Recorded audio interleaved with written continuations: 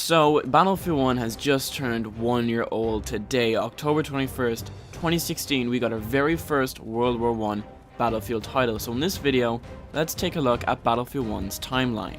So, Battlefield 1 has gone through a lot of changes and events throughout the last year, and the game has came a very long way since its launch.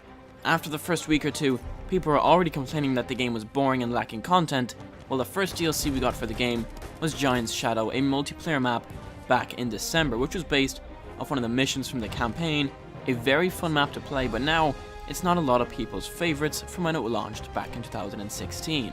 In February, DICE released the Winter Patch, which introduced the first batch of ribbons for players to unlock, and also introduced the float map options, which are two very welcome updates to the game.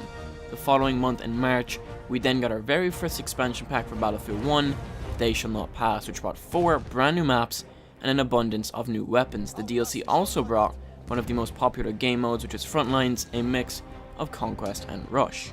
At the launch of the DLC, these games could go on for literally hours, but then DICE sadly fixed that and capped it at 45 minutes. DICE later announced that they'd be adding 2 further maps to the DLC, which would be both night-based maps, something that the community has been asking for ever since the launch of the game back in October. The first map we got was in June, and it was called Novell Nights, and that was a very wide open map with a large trench network. A lot of people didn't really like this map, but I personally found it a lot of fun to run a bolt-action rifle on this map.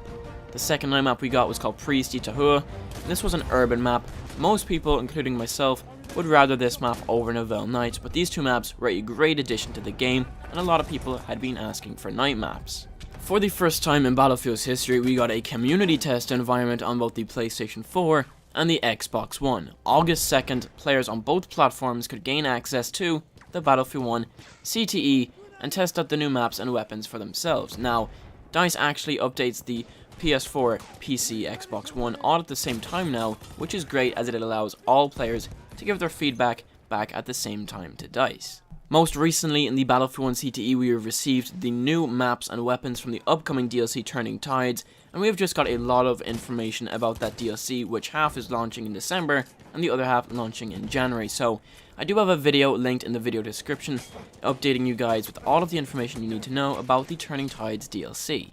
Battlefield 1 also got a brand new game edition since its launch, Battlefield 1 Revolutions, which is the same price as the regular edition of the game, but it comes with the premium pass. So basically, you're getting the premium pass for free, which is a really good offer. I mean, the premium pass was a pretty steep price. I mean, $60 for the game, then another $50 on top of that for premium.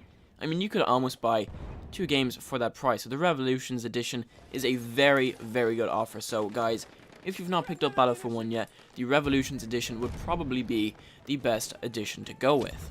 The last major event on the Battlefield 1 calendar was the release of Battlefield 1's second DLC, In the Name of the Star, which brought an incredible 6 new maps and 11 brand new weapons, each with their own variants. This really revived the game for a lot of people as it brought a load of new content and assignments to work towards. We got 2 brand new factions and 2 new operations, so this really was Battlefield 1's largest DLC.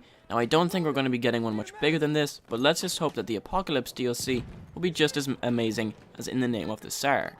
So guys, that's been it for the history of Battlefield 1. I could make this a video into a 40-minute ramble about all of the patch notes with every single little detail, but I tried to only cover the events that got the community excited. But anyways guys, it's been a hell of a year playing the game and making videos on it, so here's to many more. But anyways guys, if you enjoyed the video, make sure to leave a like.